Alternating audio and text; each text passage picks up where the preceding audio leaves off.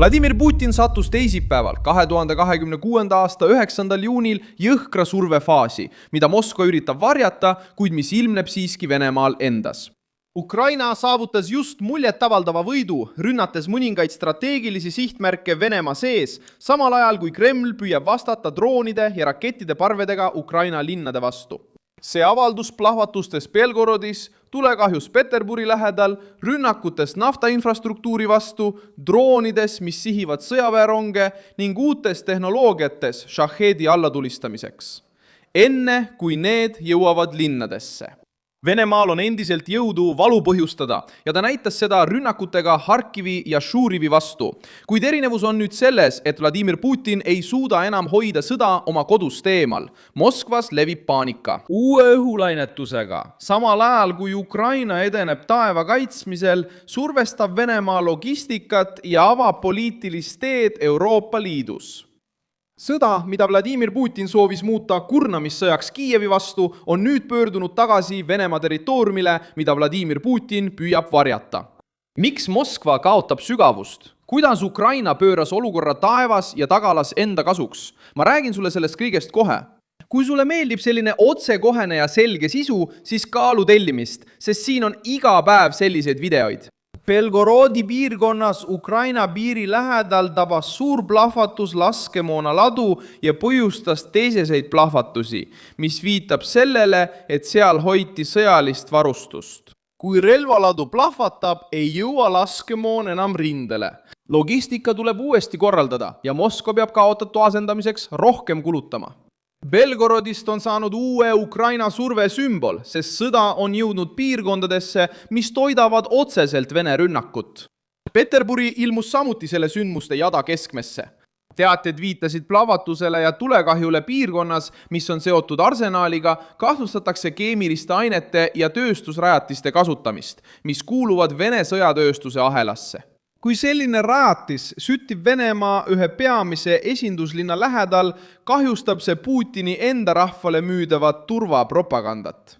Venemaa vastas nii, nagu ta on teinud alates ulatusliku sissetungi algusest, rünnates Ukraina linnu droonide ja rakettidega. Harkiv ja Tšuhuživ said öösel tabamusi, mille tagajärjel oli hukkunuid, vigastatuid ja kahjustusi tsiviilaladel. Tšuhujivis teatasid kohalikud võimud ohvritest pärast raketirünnakut. Harkivis tabasid ründedroonid mitmeid linnapunkte. Vene loogika on endiselt surve all. Nad jätavad elanikkonna maha, väsitavad Ukraina kaitset ja püüavad müüa terrorit kui sõjalist võitu. Aga see meetod ei lahendanud Putini probleemi.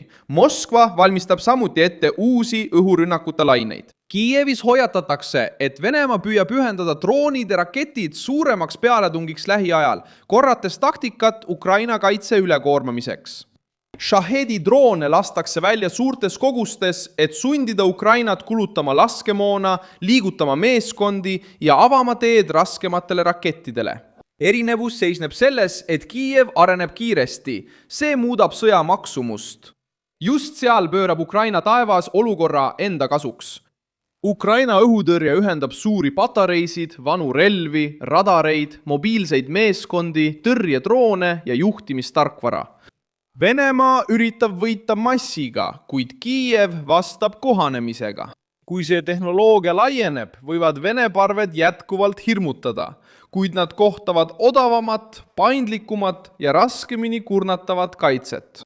Teine punkt, mis suurendas kriisi poliitilist kaalu, oli Moskvas toimunud autoplahvatus, milles osales kõrge Vene ametnik, nagu teatasid Vene ja Ukraina kanalid. Nimi ja asjaolud olid veel välja selgitamisel. Seetõttu tuleb juhtumiga ettevaatlikult ümber käia. Sellegi poolest on poliitiline mõju selge. Kui sõjalise struktuuri tegelased tunnevad end Venemaa pealinnas paljastatuna, mõjutab sõda juhtkonna psühholoogiat ja lööb sõjalise eliidi puutumatuse tunnet.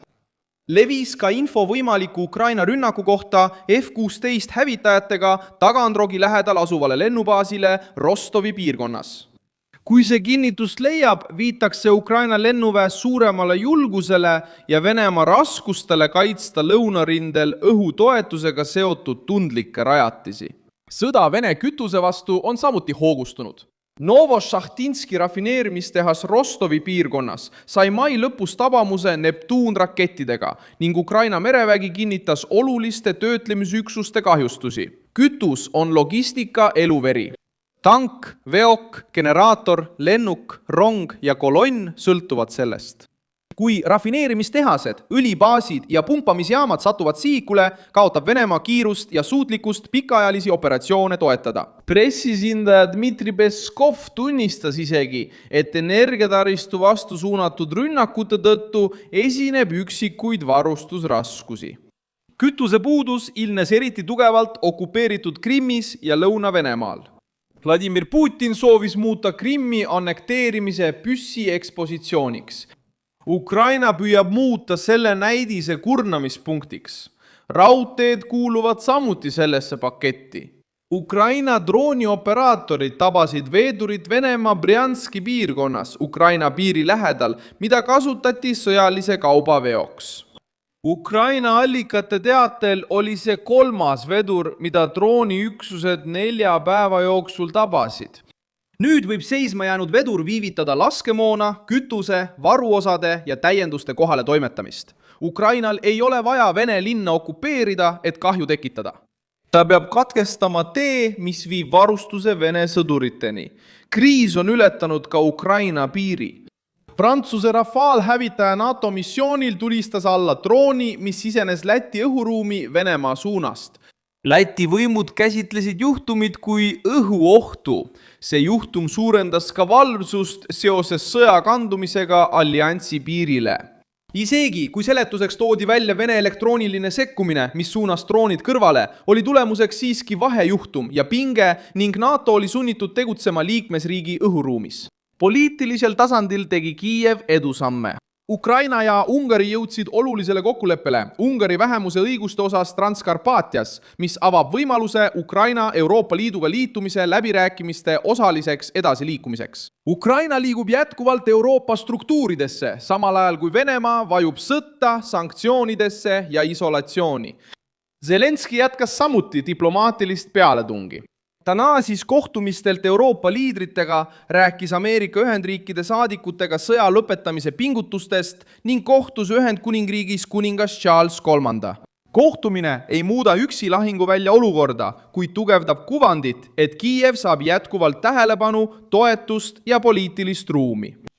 Venemaa suudab endiselt põhjustada hävingut. Rünnakud Harkivi ja Tšuhudživi vastu näitavad, et Moskva säilitab võimekuse lennutada droone ja rakette tsiviilalade pihta. Ja Ukraina sõltub endiselt rohkemast õhutõrjest, rohkemast laskemoonast ja suuremast toetusest.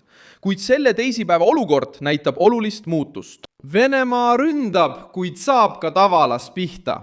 Ukraina kannatab, kuid avaldab survet. Arsenalid, kütus, raudteed, baasid ja diplomaatia. Putin alustas sõda, et painutada Kiievit. Nüüd näeb ta, kuidas Kiiev viib sõja Vene masina võtmekohtadeni. Ukraina on ohus, kuid tugevdab rünnakuid nende vastu, mis võimaldavad Moskval säilitada droonide ja rakettide võimekust. Erinevus seisneb selles, et Ukraina vajab Venemaa vastu rohkem õhutõrjet, rohkem laskemoona ja rohkem keskendumist just neile sihtmärkidele, mis tõesti on toetuse seisukohalt olulised. Nos alvos que realmente pesam. Aga olukord on endiselt ohtlik. Kütus, diplomaatia, Ukraina on endiselt ohus, arsenalid, baasid, diplomaatia, see on tõde iga päev. Uudiste lingid on video kirjelduses. Pane sellele videole like, telli kanal ja vaata kommentaare, et saada rohkem infot Ukraina olukorra kohta. Surve, raudteed, diplomaatia. Ukraina. E ao final, dê uma olhada nos comentários para você ficar ainda... Õhutõrje, laskemoon ja toetus.